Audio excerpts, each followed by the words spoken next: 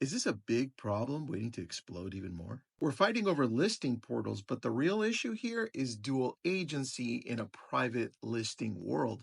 Let me explain the problem. Zillow is banning private listings unless they hit the MLS within 24 hours of going live. Compass is going the other direction. They want to use a private network to create a bigger demand for listings that they take on. And Homes.com is just saying, hey, can we look out for the seller's best interest, please? Personally, I don't like Zillow's stand on this where they don't give a choice to the seller if they actually don't want to put their home for sale on the MLS or anywhere else.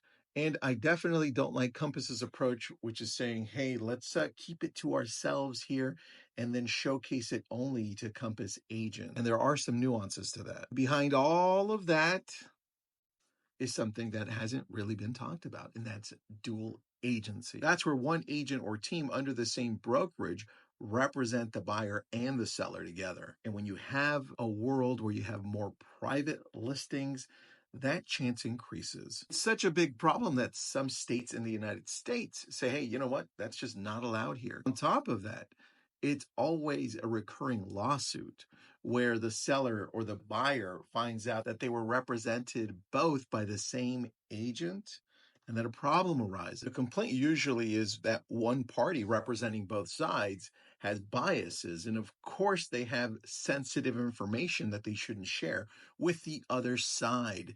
But in reality, that's probably shared more often than not. When you have properties locked behind a private network, the incentive to double end them goes up. Agents keep both sides of the commission, more money to that brokerage, and at the end, it doesn't really benefit the seller or the buyer in some cases. In some cases, when you represent both sides as an agency, you'd give a discount to one side or the other, or sometimes both. In some cases, it doesn't happen at all.